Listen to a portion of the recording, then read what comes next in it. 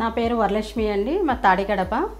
నేను 2 ఇయర్స్ నుంచి gas use చేస్తున్నాను, మెగా గ్యాస్ వాళ్ళది. చాలా బాగుంది. బుకింగ్ కట్ట ఏం చేయవసరం లేదు. ఒకటి మనం బుక్ చేసుకున్నప్పుడు బండ ఎప్పుడు వస్తుంది ఏంటి అనేది మనం ఇంటిలో ఉండాలి.